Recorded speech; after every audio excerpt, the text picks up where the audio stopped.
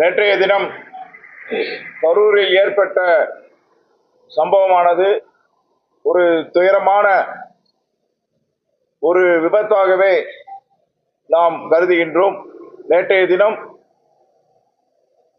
நேற்றைய இரவு தமிழகத்தில் ஒரு கருப்பு இரவாக அமைந்துவிட்டது. இன்றைய தினத்தை கூட கருப்பு நாளாக நாம் நினைத்து வருந்திக் கொண்டு இருக்கின்றோம். இந்த மரணம் என்பது ஒரு ஏற்றுக்கொள்ளக்கூடிய முடியாத ஒரு மரணம். இன்று தமிழக மக்கள் அத்தனை பேரும் தங்கள் இல்லத்தில் ஒரு துயர சம்பவம் ஏற்பட்டு விட்டதாக நினைத்து வருந்தி கலங்கிக் கொண்டு இருக்கிறார்கள். அரசியல் கட்சிக்கு அப்பாற்பட்டு ஒவ்வொரு தமிழனும் இன்று இந்த துயர சம்பவத்தை நினைத்து வருந்திக் கொண்டிருக்கின்றோம்.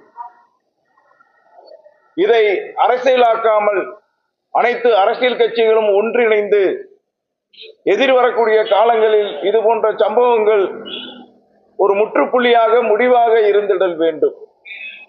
ஒருவரை குற்றம் சொல்வதை விட என்னை பொறுத்தவரை அரசாங்கத்தின் மீதும் தவறு இருக்கிறது, நடிகர் விஜய் அவர்களுடைய கட்சியின் மீதும் தவறு இருக்கிறது.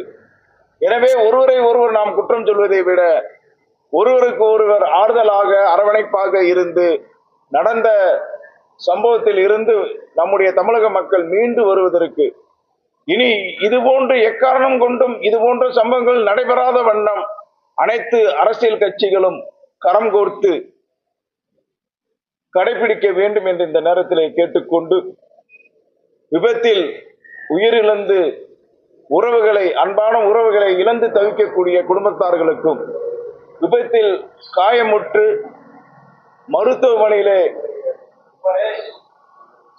மருத்துவமனையிலே சிகிச்சை பெற்று வரக்கூடிய உறவுகள் அத்தனை பேர்களுக்கும் அவர்கள் நல்ல முறையிலே குணமாகி வர வேண்டும் என்று அவர்களுக்கு ஆறுதலை கூறி, அதே சமயத்திலே தன்னுடைய கழக தோழர்களை தவித்து நம்மை விட மீளாத துயரத்தில் இருக்கக்கூடிய இளைய தளபதி விஜய் அவர்களுக்கும் அவர்களுடைய தமிழக வெற்றி கழக கட்சியினர்களுக்கும் இந்த விஷயத்தில் என்றென்றும் நாங்கள் சார்ந்திருக்கக்கூடிய நமது மக்கள் முன்னேற்ற கழகம் ஆதரவாக ஆறுதலாக இருக்கும் என்பதை இந்த நேரத்தில் தெரிவித்துக் கொள்கின்றேன்.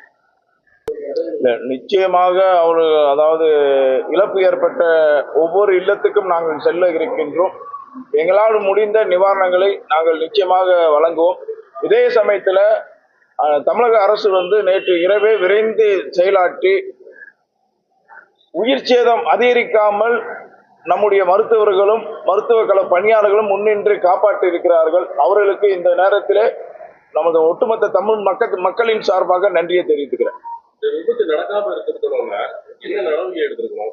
கட்சி சார்பா என்ன நடவடிக்கை எடுத்திருக்கணும்? அரசாங்கம் என்ன நடவடிக்கை? இல்ல, கட்சி சார்ந்து அவருக்கு இடையிலே ஒன்னு ரெண்டு பேர் மயக்கம் முட்டுறாங்க. அப்ப அவரே தண்ணியை தூக்கி கொடுக்குறாரு. அந்த நேரத்துல கலந்து போங்க அப்படின்னு சொல்லியிருக்கலாம். ஒண்ணு, அரசாங்க ரீதியா இன்னொரு விரிவான இடத்த, ஒரு பெரிய இடத்த கொடுத்துருக்கலாம். இன்னைக்கு எல்லா அரசியல் கட்சிக்காரங்களும் என்ன நினைக்கிறாங்க, ஒரு குறுகிய சந்துக்குள்ள கூட்டம் போட்டா பெரிய கூட்டமா காட்டலாம்னு நினைக்கிறாங்க. அது அப்படி இல்லாம மக்களை மக்களாக நாம் பார்க்க வேண்டும். இன்னைக்கு அது முக்கியம். இது ஒரு பெரிய விஷயம். அனைத்து அரசியல் கட்சிக்கும் இது ஒரு படிப்பினை. இனி எதிர்பார்க்கக்கூடிய காலங்களில் இது போன்ற சம்பவம் நடக்காமல் இருக்கும் என்று நினைக்கின்றோம். சூழ்ச்சி இல்ல, இது எதிர்பாராத ஒரு விபத்து. அது எதிர்பாராத ஒரு விபத்து நடந்துருச்சுங்கிறது அதை அரசியலாக்குவதை நாங்கள் வன்மையாக கண்டிக்கின்றோம். அதே வேளையில அரசாங்கம் உயிரிழந்த குடும்பத்தாருக்கு 10 லட்சம் வழங்குவதாக கூறியிருக்காங்க. அது வரவேற்கத்தக்கது. அந்த இழப்பீட்டு தொகையை 25 லட்சமாக வழங்க வேண்டும்.